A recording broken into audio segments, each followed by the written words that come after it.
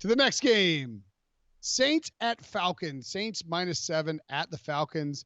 I think the over-under on this game has come down a lot. It's down to 48.5. It was 51 when it opened.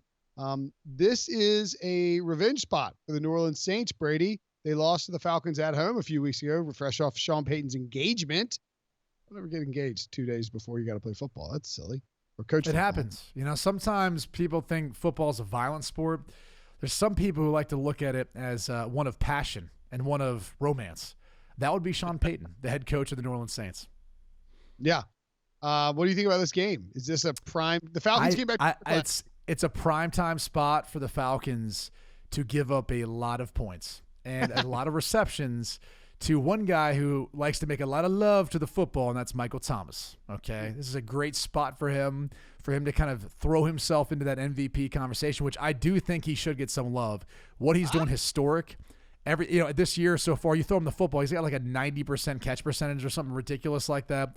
And it's absurd because we talk about this sometimes with like teams when they're going up against, I don't know, the Carolina Panthers with Christian McCaffrey. What's the main objective on the defense? Hey, let's not let Christian McCaffrey ruin us. You want to know what you think when you play the Saints? You might be worried about Alvin Kamara and some of the other pieces. Maybe Taysom Hill, how we're going to prepare for him. Michael Thomas, all right? When Michael Thomas is singled up, when they move him around, wherever he is, especially on third down, red zone, a must-pass situation, they're going to be throwing the football to Michael Thomas, and teams still can't stop him. I can't get over how good he's been just from a route running standpoint, contested catches, playing tough yards after the catch, his overall catch radius, and just his hands in general. He's a stud. He's an absolute stud. And I think this is where the Saints are going to atone for that previous loss, 2 weeks ago, where you were shocked. I mean, I was shocked by Dan Quinn and the Falcons. Would they have 6 sacks in that game? I mean, it didn't make any sense compared to, how the Falcons had played all year long. So I think the Saints fix up their protection issues, secure that up. I think Michael Thomas has a big game on Turkey Day in prime time, and the Saints continue to bide for that top spot in the NFC playoff picture. Yeah, I think the only way the Falcons have a chance in this game is if Dan Quinn starts moving around some coaches into other positions, because apparently that's the only way that team can play good football. Their season's over. They had a nice 2-game run there that sort of had people surprised. Probably Arthur Blank more than anyone else in terms of Dan Quinn's job security. I feel like they're going to be looking for a coach at some point in the spring, and this game is not going to help Dan Quinn's resume in terms of keeping his job. Look, I suppose the Saints could come in there and lay an egg, but I just don't see it happening for a lot of the reasons Brady laid out. Drew Brees hasn't been super on fire hot, but he's been good enough. And I just feel like he keeps coming, as he keeps playing, coming back from the hand injury, he'll continue to get better. And this team will again make the case for being the second best team in the NFC. Yeah, I like the Saints in this spot too. The fact that both the Cowboys and the Saints are 6.5 is a little concerning to me, because that's where everyone's going to be on them, right? I mean, I think maybe people are on the Bills because their record's good. I think most of the money or most of the bets will be on the Saints, and that's a little terrifying because they're on the road. We've seen them not cover. I wouldn't be surprised if the Falcons manage to keep it close or manage to sneak in under the number. Here's what the two bets that I would rather do in this game. One, I like the under a lot. If you look at the games between these teams in November over the last 6 years, I think 5-1 to the under, because the over is always priced up. Now it's come down a lot. I still don't mind it under 48.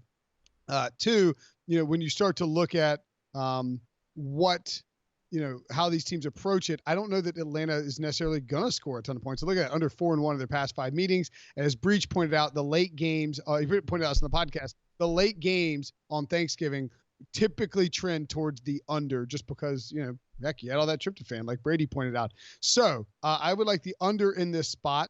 Additionally, I like the Saints team total over at 28. I don't know if the Falcons are going to do their part to get the over. They didn't do it a couple of years ago. That's what worries me a little bit. So I would rather take the Saints team total over 28. I think Drew Brees, I think you're right, Brady. I think Michael Thomas has a big game. I think Drew Brees and company will get you to the 4 touchdowns you need. Now you're flirting with if the Falcons put up, 22 points, you got a middle there is what I'm saying. You can hit both of those, and you just got to hope the Falcons don't score a lot of points. And then I'm also going to combine the Saints money line -312 with the Cowboys money line That's 2 parts of the parlay. And then the third part, because you're going to listen to a different podcast to find this out. You need to know it now. You can put it in. Would be the Kansas City Chiefs, who I think are like right around 450, maybe 500. They're -10 against the Raiders. You can get those 3 and combine them in a money line parlay, and that will pay out +112. Yeah, the Chiefs are -475. So I like that a lot. I think the Saints, Cowboys, and Chiefs all win fairly handily, and I like those odds because you're getting plus money. Anybody hate that parlay? Don't hate that parlay. I think in this particular matchup, Saints-Falcons, curious to see, because you talked about this, the team total for the Saints. I think they get there, and I think that, you said you liked the under earlier, and one thing that I think we've seen from Matt Ryan this year, he's struggled. This has not been a good year for Matt Ryan. I know he hasn't had a lot of help out around him, but last week was just another indication versus the Tampa Bay Bucks of some of those struggles, and I do think there were some plays to be made there, and unfortunately, it just didn't deliver. Matt Schaub did, though, when he came in, so maybe that's where the backdoor over ends up hitting if Matt Schaub comes in and plays the way he did, at least in that short spot last week versus the Bucks. But bottom line is, I like the parlay. I think you and your family, Will, are getting more oysters.